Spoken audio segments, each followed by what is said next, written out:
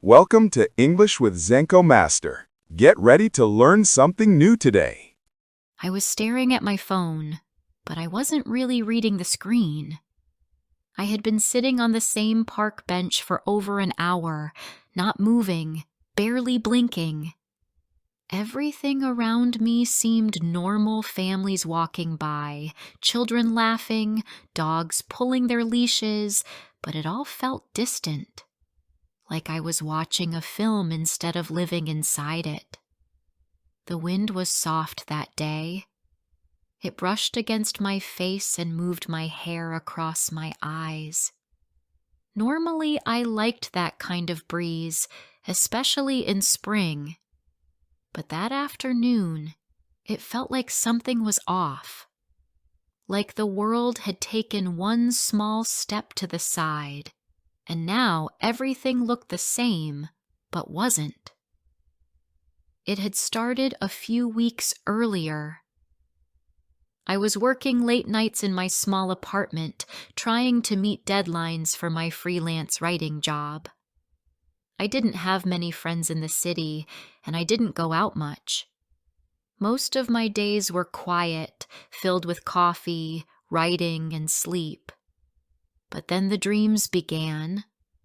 At first, they were small things.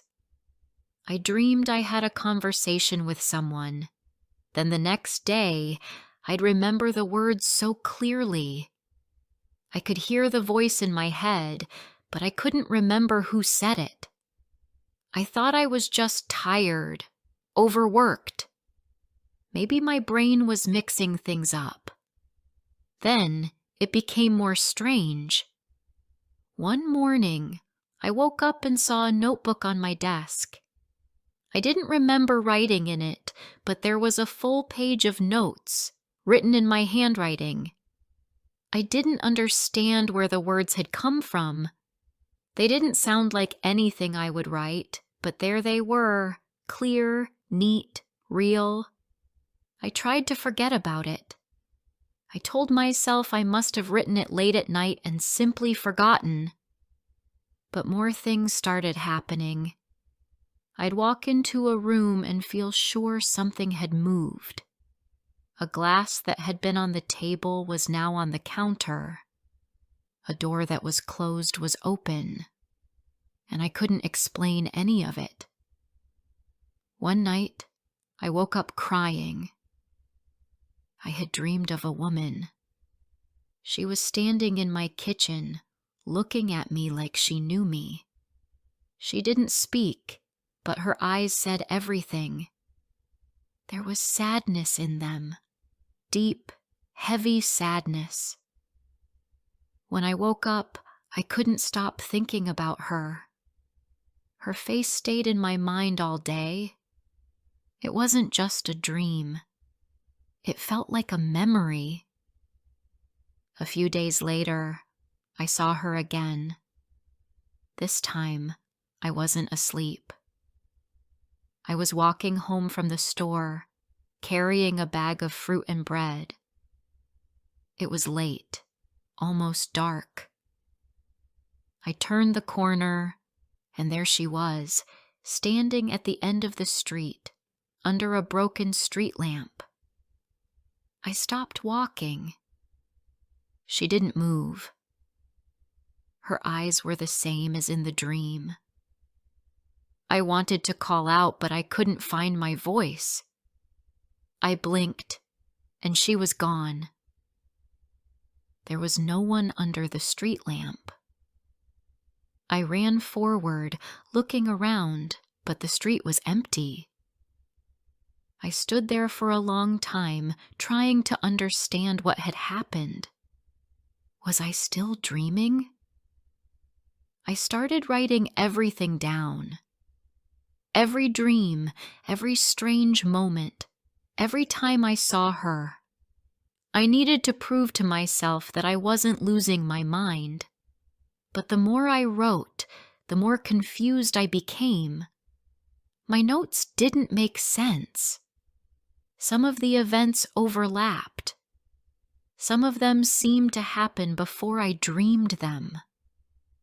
One afternoon, I decided to visit a small bookstore a few blocks away. I needed to get out of the house. I needed to see people, feel normal. The shop was quiet, filled with the smell of old paper and wood polish. I walked through the aisles, touching the spines of books, trying to find something that could explain what I was experiencing.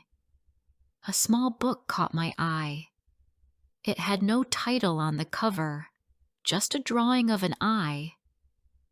I opened it and flipped through the pages.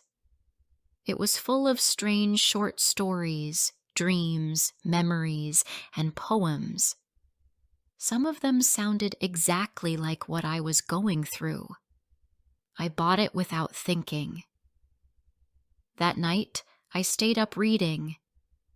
One of the stories was about a man who lived 2 lives, one in the day, one in his sleep. Each time he woke, he forgot part of the other life. Slowly, the line between his dream and real life disappeared. He began to see people in both worlds. Some were kind. Some were dangerous. In the end, he couldn't tell which world was real. I closed the book and sat still. My heart was racing. It felt like someone had written my story before I had lived it. The next morning, I looked in the mirror and noticed something strange. A small cut on my cheek. It wasn't deep, but it was red and fresh. I hadn't fallen. I hadn't been outside since the day before. I touched it, and it hurt. It was real. But how did I get it? Later that week, I saw the woman again. This time, I was at a cafe near the train station. I was sitting by the window, drinking coffee and watching the people walk by. Suddenly, she was there, on the other side of the glass, looking straight at me. This time, she smiled. A soft, sad smile. I stood up so fast I knocked over my coffee. People turned to look, but I didn't care. I ran outside. But again, she was gone. Vanished into the crowd. I stood there, shaking. My hands were cold. My heart was loud in my ears. That evening, something new happened. I received a message on my phone. No name, no number.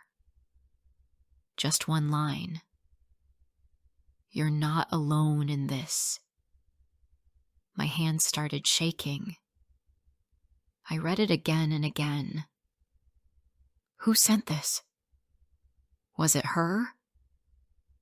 Was someone watching me? I wanted to reply, but there was no way to answer. The message had disappeared from my screen after I read it. It wasn't in my history. It wasn't saved. But I remembered every word. That night, I locked all the doors and windows. I didn't sleep. I sat on the couch, lights on, waiting for something to happen. Around 3 a.m, I saw movement outside my window. Just a shadow, quick and silent. I stood up and stepped closer. There was nothing there. I pressed my hand against the glass. It was cold, but the world outside was quiet. Too quiet.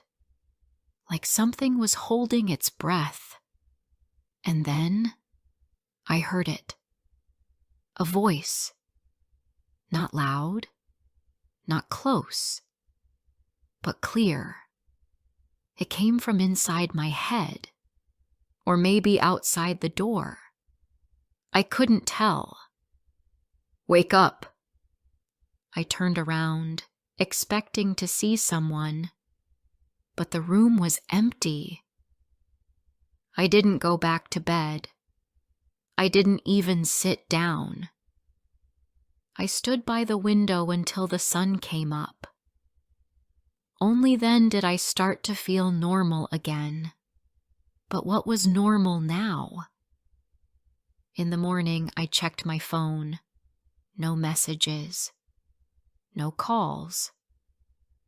But when I opened the notebook where I kept all my notes, there was a new page. A page I didn't write. It said, "You need to remember before it's too late." And below it, a date. March 17th. That was only 5 days away.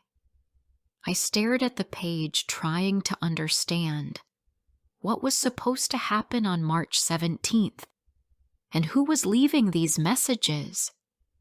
Was it her? Or was it me?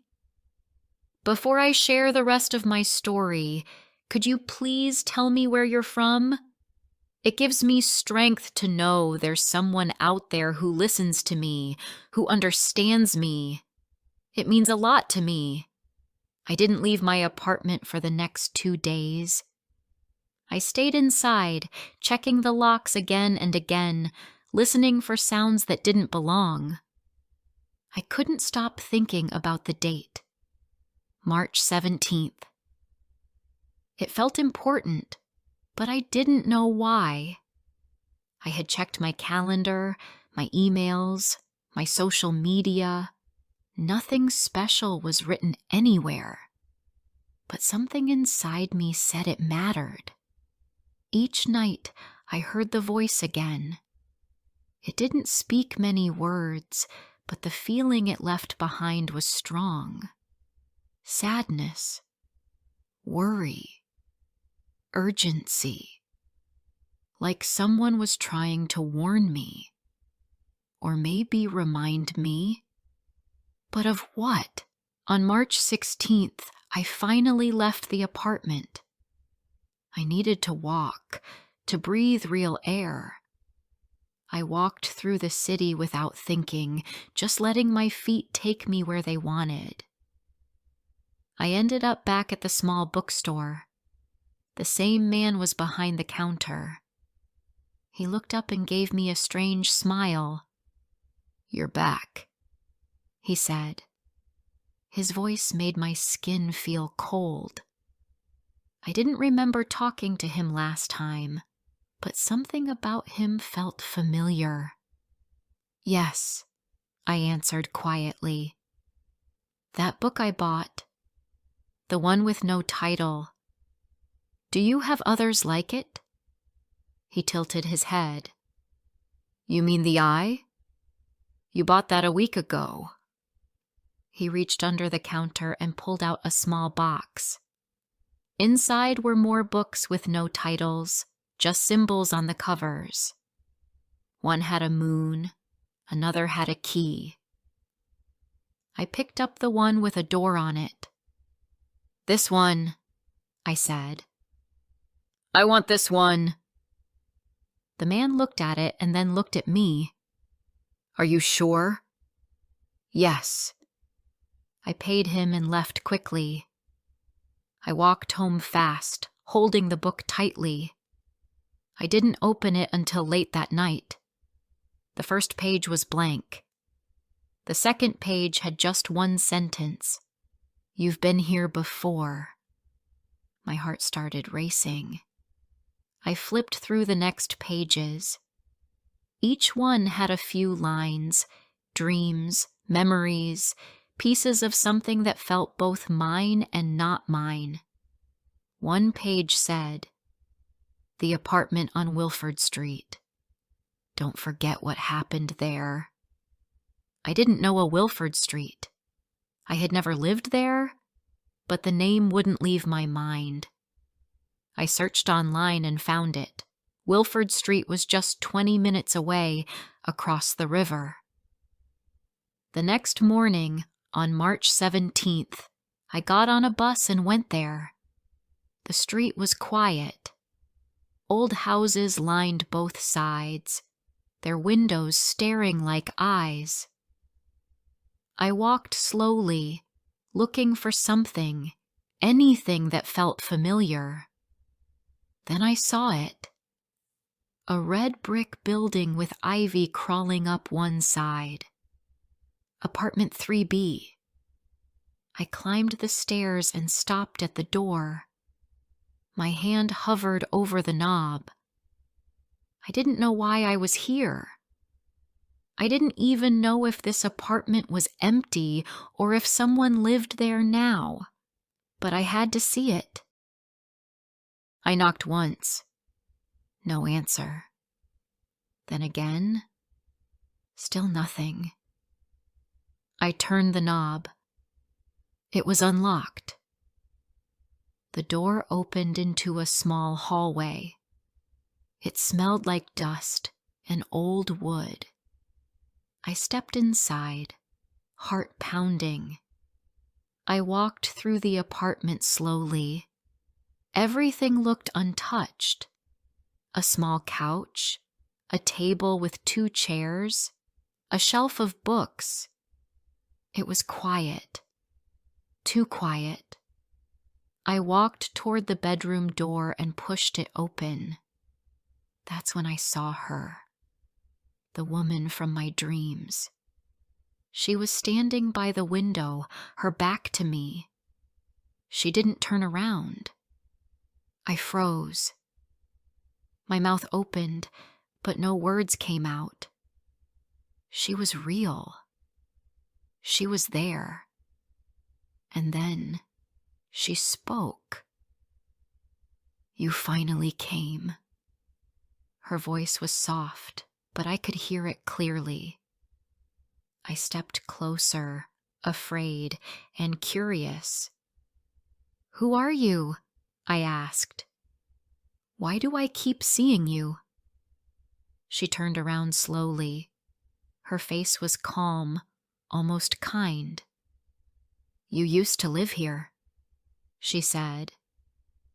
I shook my head. "No. I've never—" "Yes," she said.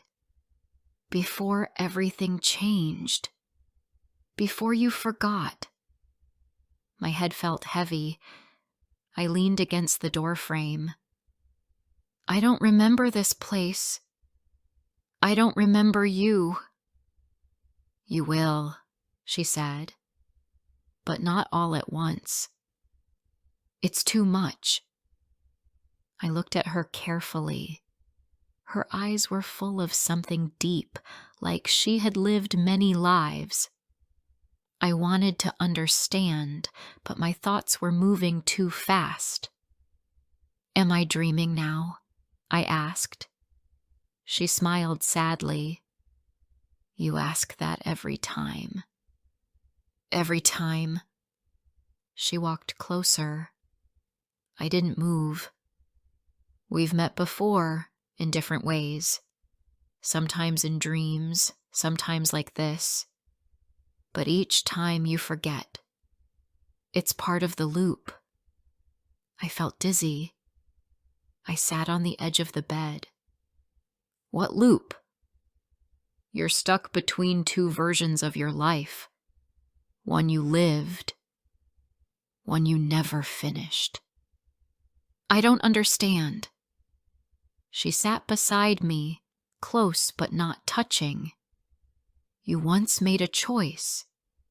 A big one. You left someone. You ran from something, but part of you never moved on.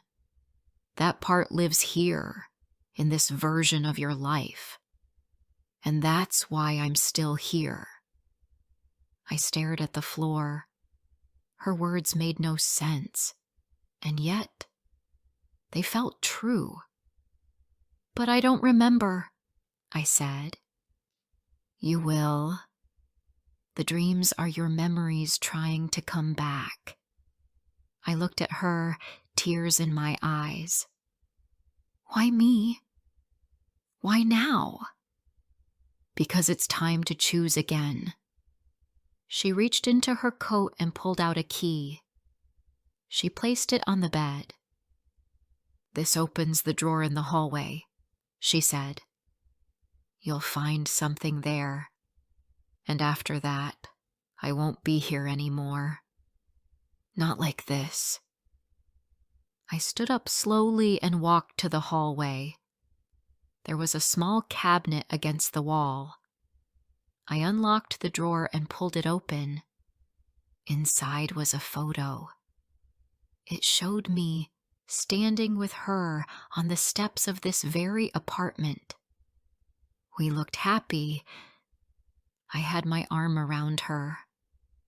My smile was real. I stared at the photo, trying to remember that moment, but nothing came. I turned around, but the bedroom was empty. She was gone. I stood in that hallway for a long time, holding the photo, feeling lost and found at the same time. I didn't know what to believe anymore. But something had changed. Something inside me was waking up. I left the apartment and walked slowly down Wilford Street. The sky was gray, but the air felt warm. I didn't know what was real. I didn't know if I had just spoken to a ghost, a dream, or a memory. But I knew this. Part of me had lived that life, and now I had to decide which life I wanted to keep living. I took the photo home and placed it on my desk. All night, I looked at it. I studied every detail her face, my smile, the light in the background. I touched it over and over as if that could bring the memory back. But it didn't. Sleep didn't come. Every time I closed my eyes, I saw pieces of places I didn't remember visiting. I heard voices I couldn't name. I felt emotions that didn't fit my current life. And always, I felt her watching. The next morning, I opened the notebook again. The same message was still there. You need to remember before it's too late. Underneath the sentence, more writing had appeared. A place name I didn't recognize. Rivergate Tunnel. I searched it online. It was real. An old, unused tunnel near the city's edge. Some said it had been closed for repairs. Others said it had been forgotten. I stared at the photo, then at the notebook, and made my decision. By the time I arrived at Rivergate, the sky was turning gray. The tunnel stood at the edge of a forest, half covered in vines and leaves. A small broken fence blocked the path, but it didn't stop me. I stepped inside. The light faded fast behind me. The air was cool and smelled of stone and damp earth. I turned on my phone's flashlight and kept walking. It wasn't long before I saw it. A door. It stood on the right side of the tunnel wall, not part of the structure. It looked like a regular wooden door, as if taken from a house and placed there by mistake. But it wasn't locked. I reached out and touched the handle. My fingers were shaking. I took a deep breath and opened the door. The air changed. I stepped into a small room. The walls were covered with photographs. Hundreds of them. And in each one, I saw myself, sometimes alone, sometimes with her, sometimes in places I didn't recognize. I walked slowly, looking at every photo. One showed us standing by a lake. Another showed us dancing in a living room. In one, she was laughing. In another, I was crying, and she was holding my hand. This wasn't a dream. This was my life. A life I had forgotten. I turned around and saw a mirror on the far wall. My reflection looked back at me, tired and confused. Then, behind me, her reflection appeared too. She stepped into the room from the shadows. "You came," she said softly. "What is this place?" I asked. She walked over to one of the photos and touched it. "This is where your memories live, the ones you left behind when you chose the other path." I sat on the floor, my head spinning. "I don't understand why I can't remember." "You weren't ready to," she said. "You needed to forget for a while. But now the memories are calling you back. That's why the dreams began." I looked up at her. "Why me?" "Because you loved deeply. But something happened. Something painful. You ran from it, and part of your mind locked those moments away. But pain doesn't disappear. It waits." She reached into her coat and pulled out another photo. This one I hadn't seen before. It was me, in a hospital bed. She was sitting beside me, holding my hand. "What is this?" I asked. "The day you almost didn't come back." I looked at her, heart pounding. "You mean I tried to?" She nodded slowly. "You were lost. Everything felt too heavy. You let go. But your body survived, and your mind built this new life to protect you." I stared at the photo. "I don't remember it." "You weren't meant to. But now, it's time to decide." She walked over and stood in front of me. "You can keep living this life, safe, alone, forgetting. Or you can face the truth. Remember what happened. Feel it all. And heal." Tears came to my eyes. "I don't want to forget her anymore." "You never really did," she said. "You only forgot yourself." I stood up, shaking. She reached out her hand. "If you're ready, I'll walk with you. But only you can open the door." I turned toward the back of the room. Another door had appeared, simple, wooden, just like the first. My hand hovered above the handle. I took a deep breath and opened it. Light poured in. I saw flashes. A bedroom with warm light. Music playing. Her laughing as she painted. Me writing by the window. Our fights. Our love. The night I collapsed. The hospital. Her crying. The goodbye I never said. It hit me all at once. The pain. The love. The loss. I dropped to my knees, crying like a child. She knelt beside me and held me. "I'm sorry," I whispered. "I know," she said. "You were hurt. But you're still here, and so am I." I didn't know how long I stayed there. Maybe minutes, maybe hours. But when I finally stood up, the room had changed. The walls were empty. The photographs were gone. The mirror was gone. And she was gone too.